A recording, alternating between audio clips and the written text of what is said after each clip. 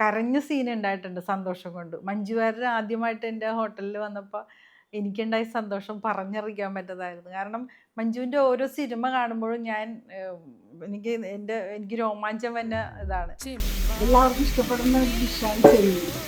അത് ഞാൻ ഒരുപാട് പേർക്ക് അതിൻ്റെ ഇത് പറഞ്ഞു ശരിയാവണില്ലെന്നുള്ള പരാതിയാണ്. ഒരുപാട് പേര് വന്ന് ഇവിടെ വന്ന് കാണട്ടെ ചേച്ചി ലൈവ് വീഡിയോ കോൾ വരെ ചെയ്ത് കൊടുത്തിട്ട് അത് ഞങ്ങൾ ചേച്ചിയോടെ നിന്ന് കഴിക്കണ ആ ഒരു ടേസ്റ്റ് വന്നില്ലെന്നാണ് പറയുന്നത്. ചെമ്മീൻ്റെ റെസിപ്പി പറഞ്ഞുതരാം. ചെമ്മീൻ വേവിക്കുക, അതായത് പച്ചമുളക് വേപ്പില ഉപ്പിട്ടൊന്ന് തിളപ്പിച്ച് വയ്ക്കുക. പിന്നെ സവാള ഉള്ളിയ അത് നിങ്ങൾക്ക് ഇഷ്ടമുള്ളത് എടുക്കാം. വെളിച്ചെണ്ണ ഒഴിച്ച് സവാള ഒന്ന് വഴറ്റിയിട്ട് അതിൽ കാശ്മീരി നോർമൽ ചില്ലിയും കൂടി ഇട്ടിട്ട് ഒന്നും പയ്യെ മുപ്പിക്കുക. എന്നിട്ട് ചെമ്മീൻ തിളച്ചത് അതിലോട്ട് ഇടുക. ഒരു തക്കാളി ഇടുക, ഇത്തിരി ഇഞ്ചി വെളുത്തുള്ളി പേസ്റ്റ് അതിട്ടിട്ട് മാക്സിമം വെള്ളം ഒന്ന് വെച്ചിട്ട് വെക്കുക. വെറ്റി വരുമ്പോൾ കുറച്ച് വെളിച്ചെണ്ണ വെച്ചിട്ട് ചെറിയ തീയിൽ കുറച്ച് നേരം വെക്കുക. ഇത്ര ഉള്ളു ബിരിയാണി. ഇത്തിരി വേപ്പില ഇട്ടെടുക്കുക.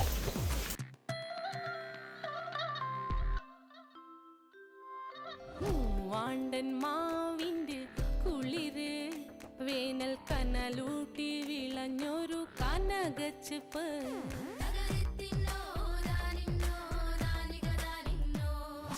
പഴംപുളിശ്ശേരി ചാറിൽ പിടിക്കുമ്പോൾ വഴുക്കണ മധുരമാം പഴം പോലെ വലയ്ക്കുന്നോളേ.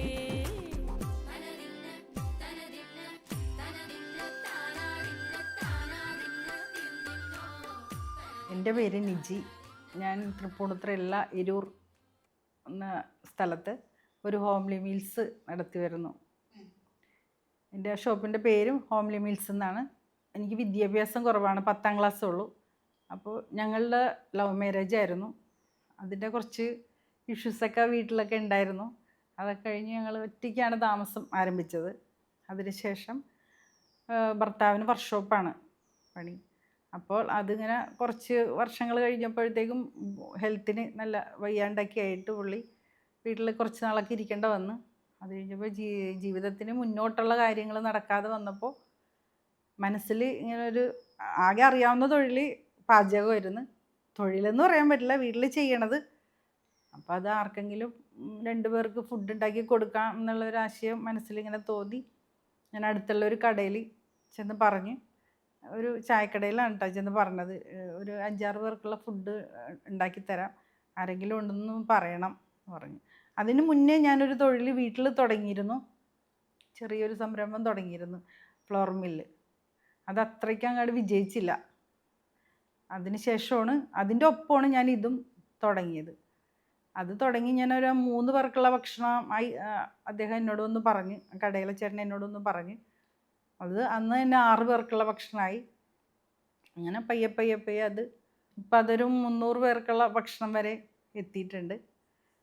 ജീവിത ബുദ്ധിമുട്ട്, നമ്മുടെ ആ സാഹചര്യം അതായതുകൊണ്ടാണ് അങ്ങനെ അതിലോട്ട് കടക്കേണ്ട വന്നത്. ആ 3 പേർക്കുള്ളത് നമ്മൾ ഫുഡ് പാത്രത്തിലാക്കിയിട്ട് കൊടുക്കണമായിരുന്നു, അവരുടെ താമസ സ്ഥലത്ത് കൊണ്ടേ കൊടുക്കണമായിരുന്നു. അതിന് ശേഷം പിന്നെ ഓരോ ദിവസം ചെല്ലുന്തോറും നമ്മൾക്ക് ആ കടയിൽ വന്ന് അന്വേഷിക്കുന്ന ആൾക്കാർ നമ്മളുടെ അടുത്ത് അവർ പറഞ്ഞു വിടും. അങ്ങനെ ഞാൻ വീടിൻ്റെ അകത്ത് നമ്മുടെ ഡൈനിങ് ടേബിളിൽ ഇരുത്തി കൊടുക്കാൻ തുടങ്ങി.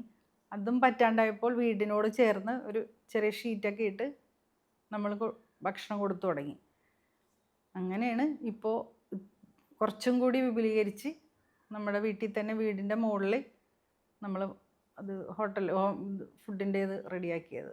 എൻ്റെ വീട്ടിൽ ഞാനാണ് ഏറ്റവും കൂടുതൽ പാചകം ചെയ്യുന്ന ആൾ.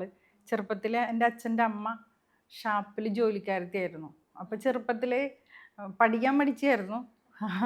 അപ്പോൾ അച്ഛൻ്റെ അമ്മ പാചകം ചെയ്യുമ്പോൾ വിഷു ഓണം ഒക്കെ അങ്ങനെ ഫെസ്റ്റിവലൊക്കെ വരുമ്പോൾ അച്ഛൻ്റെ അമ്മ ഇരുത്തി കാണിച്ചു തരുമായിരുന്നു. എല്ലാം പാചകം, എല്ലാ കറികളൊക്കെ വെക്കണത് എന്നോട് കാണിച്ചു തരുമായിരുന്നു. പിന്നെ വീട്ടിൽ എന്തെങ്കിലും ചെറിയ ചെറിയ ഫംഗ്ഷനൊക്കെ വന്നിട്ടുണ്ടെങ്കിൽ അത്യാവശ്യം ഞാൻ തന്നെ കുക്ക് ചെയ്യുമായിരുന്നു വീട്ടിൽ. ആ ഒരു മനോധൈര്യത്തിൻ്റെ പേരിലാണ് പിന്നീടുള്ളത് ഞാനിങ്ങനെ തുടങ്ങിയതിൻ്റെ കാരണം. എന്നും പറഞ്ഞ് വലിയ സംഭവമല്ല, നോർമലി ഒരു വീട്ടിലുണ്ടാക്കണ ഫുഡ്. അതായത് വലിയ ഫേമസായ ഒരു ഇതാണെന്നല്ല ഞാൻ പറയണത്. നോർമലി എങ്ങനെയാണോ വീട്ടിൽ നമ്മൾ ഉണ്ടാക്കണത് അത് കുറച്ച് ക്വാണ്ടിറ്റി കൂട്ടിയിട്ടാണ് നമ്മൾ ചെയ്യുന്നത്. ഞങ്ങൾ അച്ഛനമ്മ 4 പെൺകുട്ടികൾ, അച്ഛൻ്റെ അമ്മ ഉണ്ടായിരുന്നു. അങ്ങനെ പറയത്തക്ക ഓർമ്മകളെന്ന് പറഞ്ഞാൽ അന്നൊക്കെ ഇത്തിരി വളർന്ന സാഹചര്യമൊക്കെ വളരെ ദാരിദ്ര്യമായിട്ടുള്ള ഒരു സമയങ്ങളായിരുന്നു. അച്ഛന് ബേക്കറി ആയിരുന്നു, വീട്ടിൽ തന്നെ ഉണ്ടായിരുന്നു ബേക്കറി. ഞങ്ങൾ സ്റ്റാർട്ട് ചെയ്തു അച്ഛൻ. അപ്പോൾ അതൊന്നും കടയും ഉണ്ടായിരുന്നു, ബേക്കറി ഉണ്ടായിരുന്നു. എൻ്റെ അനിയത്തിയുടെ പേരിലായിരുന്നു ബേക്കറി. അത് അത്രയ്ക്ക് അങ്ങോട്ട് വിജയിച്ചില്ല. പിന്നെ അച്ഛൻ ഈ റിയൽ എസ്റ്റേറ്റിൻ്റെ ഇതിലോട്ടൊക്കെ പോയപ്പോഴാണ് ഞങ്ങളുടെ വിവാഹങ്ങളൊക്കെ നടന്നത്. പിന്നെ അത് കട തുടങ്ങി ആൾക്കാരൊക്കെ എത്തിയപ്പോൾ എൻ്റെ അച്ഛനും അമ്മയൊക്കെ എനിക്ക് സപ്പോർട്ടായിരുന്നു. അച്ഛനും വരുമായിരുന്നു, അമ്മ ഡെയിലി വരുമായിരുന്നു, അനിയത്തി വരുമായിരുന്നു.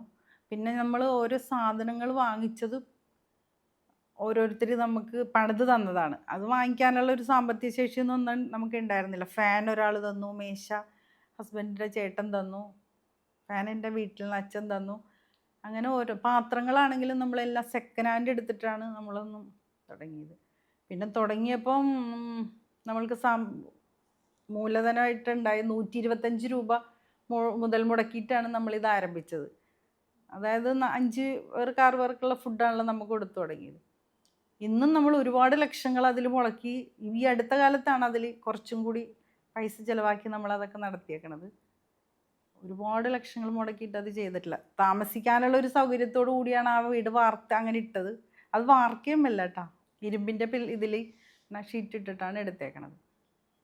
ഇപ്പോൾ നമ്മൾ കഴിഞ്ഞ ഒരു 4-5 മാസമായിട്ട് ചെയ്യേണ്ട വർക്ക്ഷോപ്പ് ഉണ്ടായിരുന്നു, അതും കൂടി ഇപ്പം ഇതിനോട് ചേർത്തിട്ട് എടുത്തിട്ടുണ്ട്. ഒരമ്മ ഉണ്ടാക്കണ ആ ഒരു സ്നേഹവും പിന്നെ ഒരു കരുതലും എല്ലാം കൂടിയാണ് ആ ഫുഡ് നമ്മൾ കൊടുക്കണത്. നന്നായിട്ടാണ്, നല്ല അഭിപ്രായമാണ് എല്ലാവരും ഇന്നേവരെയും പറഞ്ഞേക്കണത്. പിന്നെ ഒരുപാട് അമ്മമാർ വന്ന് എന്നെ അനുഗ്രഹിച്ചിട്ടൊക്കെ പോകാറുണ്ട്. കേരളത്തിൽ ഇനിയൊരു ജില്ല ഇല്ലയെന്ന് തോന്നുന്നു കഴിക്കാൻ വരാനായിട്ട്. എനിക്ക് ഇത് അത്യാവശ്യം കച്ചവടമൊക്കെ ആയി തുടങ്ങിയപ്പോൾ എനിക്കൊരു ആഗ്രഹം ഉണ്ടായിരുന്നു, ഇത് പുറത്തൊന്ന് അറിയിക്കണം എന്നുള്ളൊരു ആഗ്രഹത്തോടു കൂടി ചേട്ടൻ്റെ സുഹൃത്തൊരു റൂബൻ എന്ന് പറയുന്ന ആളോട് നമ്മൾ പറഞ്ഞ്, ഇതൊന്നും ഒരാളെ വിളിച്ചിട്ട് ഇതൊന്ന് പുറത്തറിയിക്കണം, യൂട്യൂബറെ വിളിക്കണം എന്ന് പറഞ്ഞ് ഹക്കീം എന്നും പറഞ്ഞ യൂട്യൂബർ വന്നിട്ടാണ് നമുക്കൊരു വ്ളോഗ് ചെയ്തത്. അതിൽ ഞാൻ എൻ്റെ ഒരു ആഗ്രഹം പറഞ്ഞിരുന്നു, മഞ്ജു വാര്യരെ കാണണമെന്നൊരാഗ്രഹം പറഞ്ഞിരുന്നു. അത് കഴിഞ്ഞ് അത് അത്യാവശ്യം നന്നായിട്ട് ആൾക്കാർ ഏറ്റെടുത്തു. നല്ല അത് തുടങ്ങി നമ്മളുടെ കടക്ക് നല്ല അത്യാവശ്യം ആളുകളൊക്കെ വന്നു തുടങ്ങി. അത് കഴിഞ്ഞ് മഞ്ജു വാര്യർ സർപ്രൈസായിട്ട് എനിക്കൊരു ദിവസം വന്നു. ഇപ്പോൾ ഇടയ്ക്ക് ഇപ്പോൾ വന്ന ഒരു 5 പ്രാവശ്യം കടയിൽ വന്നു. അത് കഴിഞ്ഞ് ഒരുപാട് ഫിലിം താരങ്ങളൊക്കെ വരുന്നുണ്ട്. മഞ്ജു തന്നെ ഒരുപാട് പേരോട് റെക്കമെൻഡ് ചെയ്യാറുണ്ട്. നമ്മുടെ ഹോട്ടലിലോട്ട് ഉപയോഗിക്കുന്ന സാധനങ്ങൾ നമ്മുടെ സ്വന്തം മില്ലിൽ നിന്ന് തന്നെയാണ്. എൻ്റെ അനിയത്തി ഒരു ഫ്ലവർ മില്ല് നടത്തുന്നുണ്ട്, സെന്നാണ് പേര്, ചിത്രപ്പുഴയിലുള്ളത്. എല്ലാവിധ പൊടികളും നമ്മൾ അവിടെ നിന്ന് തന്നെയാണ്, ഹോട്ടലിൽ നിന്ന് എല്ലാ പൊടികളും അവിടെ നിന്ന് തന്നെയാണ് എടുക്കുന്നത്. എൻ്റെ ഹസ്ബൻഡ് ഇല്ലാതെ ഒരു ദിവസം പോലും എനിക്കത് ഓപ്പൺ ചെയ്യാൻ പറ്റില്ല. എൻ്റെ അത്രയ്ക്ക് സപ്പോർട്ട് ചെയ്യേക്കണതും എന്നെ ഇത്രയും ആൾക്കാരുടെ മുന്നിൽ ഒന്ന് സംസാരിക്കാൻ വരെ ആക്കിയത് എൻ്റെ ഹസ്ബൻഡാണ്. ഞാൻ ഒരാളോട് വർത്തമാനം പറഞ്ഞാൽ വിയർത്ത് കുളിച്ച് അത്രയ്ക്കും ടെൻഷൻ അടിക്കുന്ന ആളായിരുന്നു. ഇപ്പം എന്നെ ഇത്രയും വരെ എത്തിച്ചത് എൻ്റെ ഭർത്താവ് ആണ്. എന്തിനും ഏതിനും എൻ്റെ ഒക്കെ ഒപ്പം നിൽക്കുന്നത് എൻ്റെ ഭർത്താവാണ്. കുട്ടികൾ ഇളയാൾ 5ാം ക്ലാസ്സിലും മൂത്ത ആൾ 10ലുമാണ് പഠിച്ചുകൊണ്ടിരുന്നത്. അയാൾ സ്കൂളിൽ പോയി വന്നിട്ടാണെങ്കിലും നമ്മൾക്ക് അത്യാവശ്യം ഹെൽപ്പുകളൊക്കെ അടുക്കളയിൽ ചെയ്തു തരുമായിരുന്നു. പിന്നെ 2 മക്കളും അത്യാവശ്യം ഹെൽപ്പ് ചെയ്യുമായിരുന്നു.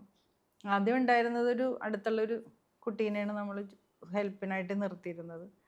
പിള്ളേർ വന്നിട്ട് സ്കൂളിൽ വന്നിട്ട് മുടക്ക ദിവസങ്ങളിൽ മീൻ വരെ വെട്ടി ഒക്കെ 2 പേരും ചെയ്യുമായിരുന്നു. 5 പേര് കിച്ചണിൽ സഹായിക്കാൻ 5 പേരുണ്ട്. പിന്നെ വിളമ്പാൻ നമുക്ക് കുറച്ച് പിള്ളേരെ കിട്ടിയിട്ടുണ്ട്, നമ്മളെ മക്കളെ പോലെയുള്ള പിള്ളേരെ കിട്ടിയിട്ടുണ്ട്. CA ഒക്കെ പഠിക്കുന്ന പിള്ളേർ പാർട്ട് ടൈമായിട്ട് നമ്മളെ ഹെൽപ്പ് ചെയ്യാനായിട്ട് വരുന്നുണ്ട്. എൻ്റെ ജീവിതത്തിൽ ഏറ്റവും വലിയൊരു സന്തോഷമായ നിമിഷമായിരുന്നു അമൃത ചാനലിൽ ഒരു വിഷു കൈനീട്ടം. ആ പരിപാടിയിൽ എന്നെ വിളിച്ചിട്ടുണ്ടായിരുന്നു. മഞ്ജു വാര്യർക്ക് പായസം ഉണ്ടാക്കി കൊടുക്കണ ഒരു സീനിൽ ഒരുപാട് സെലിബ്രിറ്റികളുണ്ടായിരുന്നു. അത് എനിക്ക് ജീവിതത്തിൽ മറക്കാൻ പറ്റാത്തൊരു സന്തോഷമുള്ള നിമിഷമായിരുന്നു. ആ ഷോയിൽ എനിക്ക് പായസം ഉണ്ടാക്കി കൊടുക്കാനുള്ളൊരു ഭാഗ്യം കിട്ടി. അത് ഒരുപാട് സെലിബ്രിറ്റികൾക്ക് എനിക്ക് എൻ്റെ കൈ കൊണ്ട് ഉണ്ടാക്കിയത് കൊടുക്കാൻ പറ്റി. അതിൽ റിമി ടോമി, കുഞ്ചാക്കോ ബോബൻ, പിഷാരടി, മഞ്ജു വാര്യർ, MG ശ്രീകുമാർ, മിയ, എല്ലാവർക്കും അത് കൊടുക്കാൻ പറ്റി. അതൊരു വലിയൊരു ഭാഗ്യമായിട്ട് കണക്കാക്കണം. പിന്നെ റിപ്പോർട്ട് ചാനൽ വന്നൊരു വാർത്തയുടെ ഒപ്പമുള്ളൊരു ചെറിയൊരു സമയത്തിന് വേണ്ടിയിട്ട് ഇത് ഷൂട്ട് ചെയ്തിരുന്നു. മാതൃഭൂമി അതേപോലെ വാർത്താ ചാനലിലുണ്ടായിരുന്നു. പിന്നെ കേരള വിഷൻ ചാനലിൽ ഒരു എപ്പിസോഡായിട്ട് നമ്മുടെ കുക്കിങ്ങും കാര്യങ്ങളും മറ്റുള്ളതൊക്കെ ഇട്ട്, ഇതൊക്കെ ഒരു 10ാം ക്ലാസ്സുകാരിനെ സംബന്ധിച്ച് ഒരു വലിയൊരു ഭാഗ്യം എന്ന് പറഞ്ഞ ഇതാണ്. എൻ്റെ ജീവിതത്തിൽ ഞാൻ സ്വപ്നം കാണാത്ത കുറേ കാര്യങ്ങൾ ഇത് നടത്തിയോടുകൂടി എനിക്ക് കിട്ടിയിട്ടുണ്ട്. കുറേ ബന്ധങ്ങൾ എനിക്ക് കിട്ടിയിട്ടുണ്ട്. മറക്കാൻ പറ്റാത്ത സുഹൃത്തുക്കൾ ഒരുപാട് കിട്ടിയിട്ടുണ്ട്.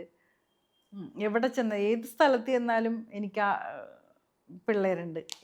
ഏത് ജില്ലയിൽ ചെന്നിട്ടുണ്ടെങ്കിലും സ്വന്തം മക്കളെ പോലെയുള്ള ഒരുപാട് ആൾക്കാർ നമുക്ക് കൂടെയുണ്ട്. അതൊക്കെ ഓർക്കുമ്പോൾ എനിക്ക് ഒരുപാട് സന്തോഷമുണ്ട്.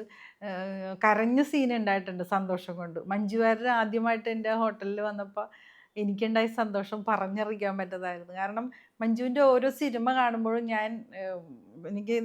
എനിക്ക് രോമാഞ്ചം തന്നെ ഇതാണ്. പിന്നെ മഞ്ജു ഒരു 5 പ്രാവശ്യം ഇടയ്ക്കിടയ്ക്ക് വരും. മഞ്ജുവിൻ്റെ സുഹൃത്തുക്കൾ വരാറുണ്ട്. മഞ്ജു പറഞ്ഞു ഒരുപാട് പേര്, രമ്യ നമ്പീശൻ, അങ്ങനെ ഒരുപാട് പേര് ഹോട്ടലിൽ ഭക്ഷണം കഴിക്കാൻ വരാറുണ്ട്. ജിത്തു ജോസഫ് സാറ് വരാറുണ്ട്. എനിക്കിനി ആഗ്രഹമുണ്ട്, ആഗ്രഹമില്ലാതെ ഇല്ല. എനിക്കിതിന് ഇത്തിരി കൂടി വിപുലീകരിക്കണം എന്ന് ആഗ്രഹമുണ്ട്. കുറച്ചും കൂടി സ്റ്റാഫിനെയൊക്കെ നിർത്തി ഇത്തിരി കൂടി ഇത് തന്നെ സെയിം തന്നെ ഇത്തിരി കൂടി ഭംഗിയിൽ കൊണ്ടുപോകണമെന്നുള്ള വലിയ ആഗ്രഹമുണ്ട്. അങ്ങനെ അതിൻ്റെ ഒരു മുന്നോടിയായിട്ട് ഞങ്ങളിങ്ങനെ പ്ലാൻ ചെയ്തുകൊണ്ടിരിക്കണം. പിന്നൊരു ആഗ്രഹം, ഞങ്ങളുടെ വീട് ഞങ്ങൾ ജീവിതം തുടങ്ങിയെന്ന് പറഞ്ഞാൽ ഒരു ചെറിയൊരു ഷെഡിൽ നിന്നാണ്. അത് ഒരു ഒറ്റമുറിയിലായിരുന്നു ഞങ്ങളുടെ ജീവിതം ആരംഭിച്ചത്. അത് കഴിഞ്ഞ് ഞങ്ങൾ അതിനോട് ചേർന്ന് ഒരു മുറിയെടുത്തു, പിന്നെ ഒരു മുറിയെടുത്തു. അങ്ങനെയാണ് ഞങ്ങളുടെ ജീവിതം മുന്നോട്ട് ഇങ്ങനെ പോയത്. ഇപ്പം ഇനിയൊരാഗ്രഹം, ഒരു വീട് വയ്ക്കണം എന്നുള്ളൊരു ആഗ്രഹം എനിക്കുണ്ട്.